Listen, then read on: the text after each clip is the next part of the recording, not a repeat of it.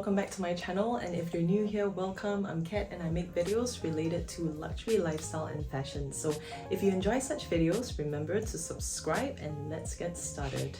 So today's video is going to be about my luxury mindset and goals for 2024. I know that I've shared about a similar video around luxury goals and mindset last year, and after looking back at that video, things have really changed for me and my priorities have definitely shifted as well. And I definitely want to share a little bit about my thoughts on luxury, goals, mindset, what I'm prioritizing as well for this year and why. I think looking back at last year's goals for 2023, it has been a little bit of a shift, also because I have now a 2-year-old boy and he's so energetic. His name is Oliver, and looking back at last year's, he has really grown so much. He just celebrated his 2 years birthday in December and time really flies as well. So the first priority would be paying myself first. You've probably seen some of my videos that I do save at least 40% of my total take-home monthly salary each month.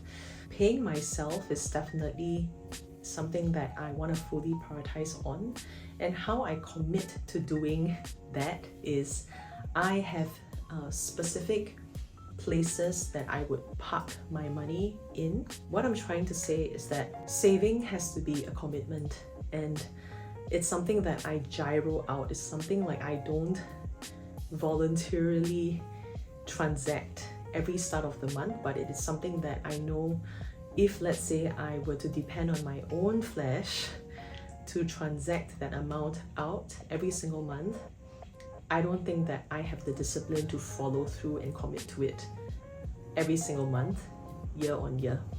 But let's say if I've already hold myself accountable to already commit to this amount out through gyro, then, and I just don't think about it, then yeah, that actually works the best for me and for our family. So this is how I prioritize when it comes to saving first. The rest of my 60% of my salary, I use it to pay for my child's education or other finances and groceries. The next luxury goal and mindset would be around shopping responsibly as well as shopping sustainably as well. So if you know from the rest of my other videos, I'm a very big supporter of the resale market. So I do follow a couple of resellers, specifically local Singapore resellers as well. I've not ventured outside to shop at Farfetch or Valencia Collective, but I've really just stuck to more local resellers because I could then patronize their store. I could then have a bit more of a seamless conversation with them, and I just feel that I trust local Singapore resellers more. I've not ventured outside, but if you've got any suggestions on trusted resellers outside of Singapore, please share with me on the comment page down below as well. So around shopping responsibly and sustainably, it's really about spending and shopping within my means, right? So for me, I think that, let's say if I made a really huge purchase, for example a quota bag from Hermes, I know that that's gonna set me back in terms of my next other purchases. So instead of me wanting to just buy, I need to have that mindset that whatever that I bring in, it's gonna be a one in, one out mentality. If I were to acquire one bag, I know that I have to forgo something else that's a core in my collection. I'm not in that stage in my life where I'm hoarding so many bags, and I'm not an influencer to just like buy all these bags and show it off. I'm not somebody who grew up with old money. I'm not somebody who is like filthy rich with all this money to spend. So I think that shopping responsibly is the way to go for me. And of course I wish that I have more things, but I know that I have to be sensible and realistic in terms of how I spend my money as well. So I believe the one in, one out works really well because it disciplines me to control myself.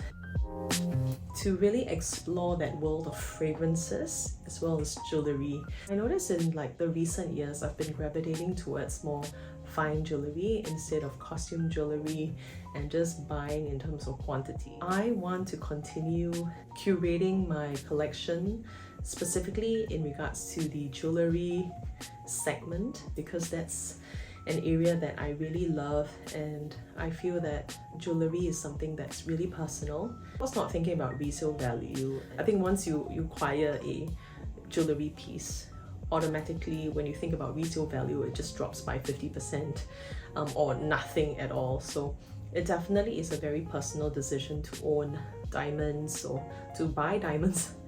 There's no resale value, literally. It's really about getting it as a forever piece. I've not sold any of my jewelry pieces, specifically fine jewelry, so definitely jewelry is a avenue that I would want to explore and continue to explore as well. The world of fragrances, I think that's really new territory for me, a wearer of fragrances, and I do appreciate fragrances, but I think this year has definitely been a year where I want to explore a little bit more fragrances or scents that I personally would not venture into, because I'm such a creature of comfort.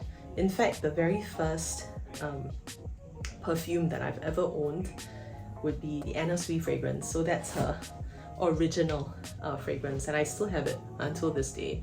And so I think for me it's really about venturing out to really explore new fragrances and explore that world, because I think that's such an interesting world to really explore. All the various notes and how it actually makes me feel, I think that's very unique. And I think fragrances really opens and unlocks a new door and chapter, and just brings back memories of your teen years and your growing up years, and your how does like first 3 years look like, especially when you've just stepped in corporate. What was that fragrance that you wore on a daily basis, you know? I just feel like fragrances is such it's like you're owning like a bottle that has got a memory attached to it. Definitely in this channel you will see me explore and do more reviews specifically into the world of fragrances as well. I hope that you find this video entertaining and insightful as well, and I'm very interested to know what your luxury goals and mindsets are for 2024. And if you enjoy such videos, consider subscribing, and I will see you in my next one. Bye!